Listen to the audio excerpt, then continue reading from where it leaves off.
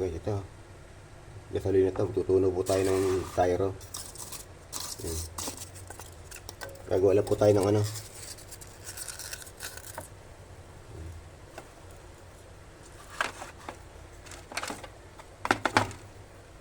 Tunawin lang po natin ito.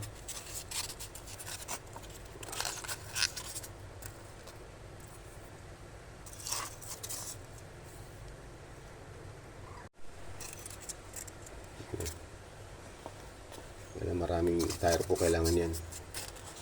Ayan, tutulo po siya.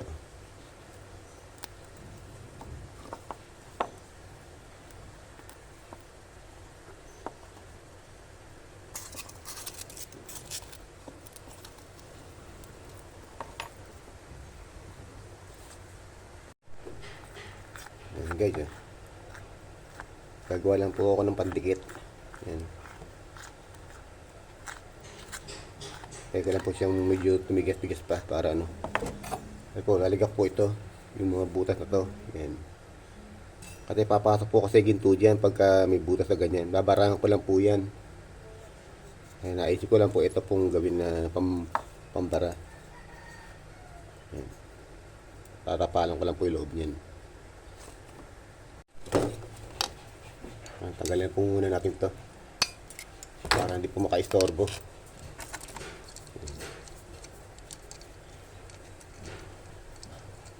Kahit po kasi luma yan, nagagamit ko naman po kasi kaya hindi ko mapalitan.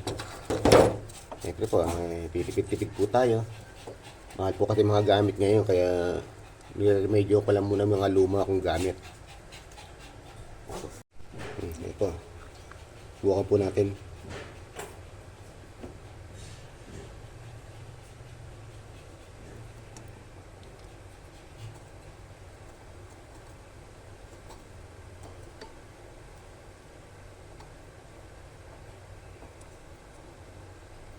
Para po hindi pumasok ang ginto sa butas na yun.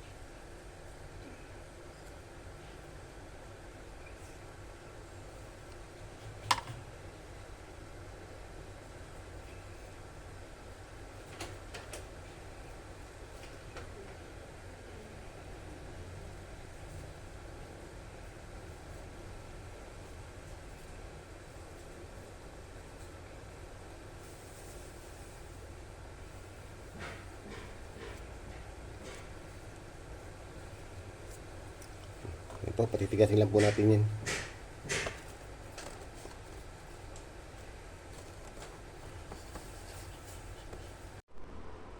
Ano guys, ito.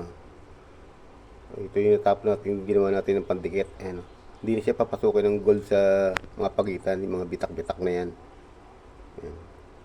Matagal lang po siyang tumigas pero effective naman. Ayan, matigas na po siya. Hindi pa po tayo makabili ng mga gamit kasi po mahal po ang mga gamit ngayon. Kaya kahit luma po yan, pwede pa po naman yan. Pwede pa pong gamitin yan. Ayan po. Salamat po. Thank you for watching.